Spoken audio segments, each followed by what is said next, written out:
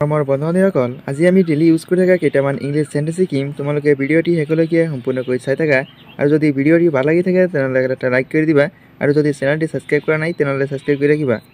চোৱা আৰু সেন্টেন্স কেইটা তোমালোকে বহিত লিখি লিবা অৰ্থ সহকাৰে so I have a book মোৰ এখন কিতাপ আছে ইউ হ্যাভ এ ডগ তোমাৰ এটা কুকুৰ আছে হি হ্যাজ এন আমব্ৰেলা তাৰ এটা ছাতি আছে ভোলা has a cat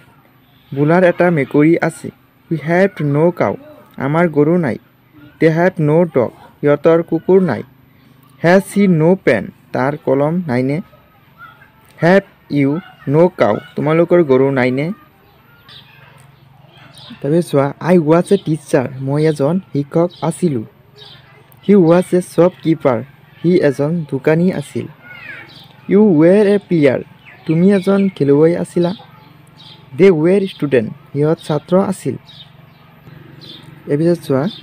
I went to school মই স্কুললৈ গৈছিলোঁ he will do the work সি কামটো কৰিব ইউ ডু নট গ' দিয়াৰ তুমি সেইফালে নাযাবা উই চেল নট ৰিড নাও আমি এতিয়া নপঢ়োঁ উইল হি গ' দিয়াৰ সি সেইফালে যাব নেকি উইল ইউ নট কাম হিয়াৰ তুমি এইফালে নাহিবা নেকি প্ৰত্যেক দিনা ব্যৱহাৰ কৰি থকা এছামিজ সেন্টেন্স বাক্যবোৰক ইংৰাজীত ক'বলৈ শিকিব লাগিব তোমালোকে প্ৰথমে এনেধৰণৰ সেন্টেন্সবোৰ শিকি লোৱা তাৰপিছত তোমালোকে লাহে লাহে সকলো সেন্টেন্স শিকিব পাৰিবা আজি ভিডিঅ'টি মই ইয়ালৈকে সমাপ্ত কৰিছোঁ মই অতি সোনকালে অন্য এটা ভিডিঅ' লৈ আহিম তোমালোকে